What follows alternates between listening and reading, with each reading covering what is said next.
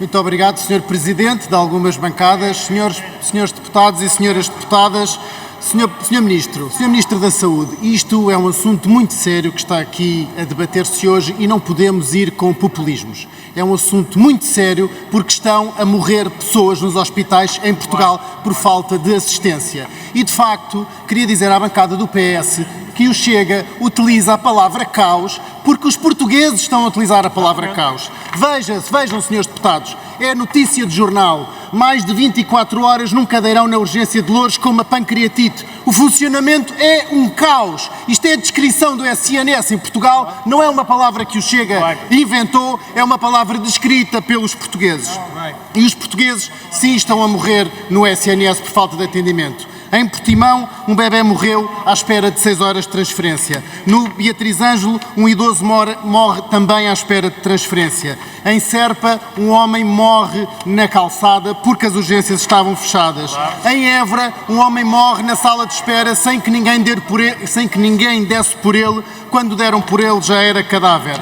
Na Guarda, um montanhista morreu por falta de socorro. Senhores deputados, se isto não é o caos, não sei o que é. O caos e o fecho das urgências em várias dezenas de hospitais pelo país. Sr. Ministro, agradecia que tivesse atenção porque isto é um assunto muito sério, como eu disse no princípio.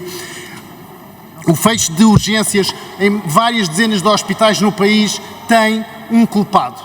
E esse culpado é a incompetência do Ministério da Saúde, porque andou a fazer diálogos fantoches com os médicos,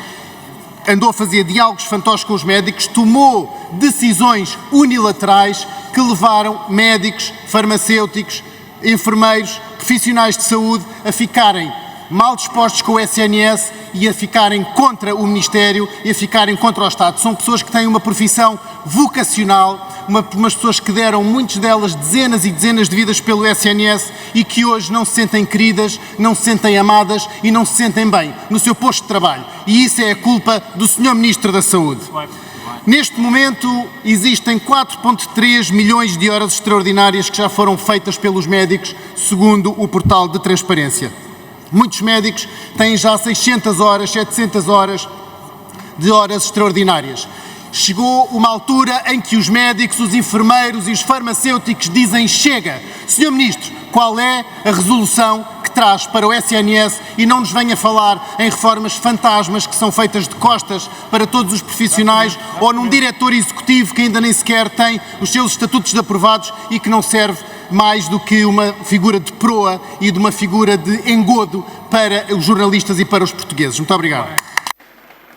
Muito obrigado, Sr. Presidente de algumas bancadas, Sr. Membros do Governo, Srs. Deputadas e Srs. Deputados. Eu pedi, Sr. Ministro, para o Sr. Ministro não ser populista. E o Sr. Ministro, além de ser populista, foi demagogo, Sr. Ministro da Saúde, porque o Sr. trouxe aqui números brutos de consultas em urgências, quando o Sr. sabe perfeitamente que a grande maioria dessas consultas de urgências nem sequer deviam estar nos hospitais, deviam estar nos centros de saúde, onde as pessoas não têm médicos. Portanto, nos centros de saúde, os índices de produtividade estão a baixar, nomeadamente é isso que diz a evolução do desempenho do Conselho Nacional de Saúde para 2022, do Conselho de Finanças Públicas, que nos diz, eu vou ler, Sr. Ministro, as consultas realizadas nos cuidados primários diminuíram face a 2021, observando-se uma redução de 1,5 milhões no número de consultas médicas, assim como uma redução do número de consultas de enfermagem. Portanto, Sr. Ministro, o que o senhor fez foi pura demagogia. Essas consultas que o senhor está a falar e que estão nas urgências deviam estar nos centros médicos, com as pessoas a terem nas suas unidades locais de saúde, aliás, nas suas USFs,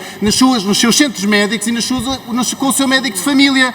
Portanto, neste momento, Sr. Ministro, o senhor tem mais de 2.500 médicos nos hospitais que se recusam a fazer horas extraordinárias, tem ambulâncias retidas, tem fecho de maternidades, tem mais de 2 dezenas de hospitais que estão afetados pelo encerramento das consultas. E o que é que o Sr. Ministro vai fazer? É que os médicos já avisam que vai haver que tem uma antevisão de um cenário de terror. Isto são palavras dos médicos. Os médicos avisam para o risco de morte. Isto são declarações do dia 10 de outubro. Alertam, sim, para uma grande catástrofe. São palavras dos médicos. No Hospital de Coimbra, no Hospital da Guarda, Beatriz Ângelo, Matosinhos, Viseu e São Sebastião. Portanto, são 6 hospitais no nosso país cujos serviços estão a colapsar e são os médicos que o dizem. É quem lá trabalha que o diz. Não somos nós, não é o Chega. São os médicos que estão a pedir ajuda ao Sr. Ministro e o Sr. Ministro vem vem para aqui, ri-se, faz demagogia, usa manobragens de números e não responde com verdade aos partidos políticos, muito menos ao Chega, como é óbvio. Ao mesmo tempo que isto acontece, a Liga de Bombeiros vem também acusar o INEM de inoperacionalidade, aliás, algo que o Chega já tem vindo a fazer há mais de um ano. Vou terminar, Sr. Presidente. Vem denunciando... Esquece a dizer de algumas bancadas, desta vez Sr. Presidente, de algumas bancadas, exatamente. Tem, bem notado, Sr. Presidente, a inoperacionalidade do INEM, várias e várias ambulâncias que estão retidas nas urgências dos hospitais. Ó, senhores deputados, eu sei que os senhores têm muita vontade de se rir e que acham que a morte dos portugueses e o SNS é um assunto leve e que podem estar aqui a rir-se. Mas nós temos que falar disto seriamente, senhores deputados. O SNS está a colapsar, o SNS está num caos, os portugueses estão a morrer e não têm cartão de seguro médico como os senhores têm, portanto eles precisam do SNS para se salvar a si e às suas famílias. Senhor Ministro, tenha juízo, ponha o SNS a funcionar, que é para isso que os portugueses lhe pagam. Muito obrigado.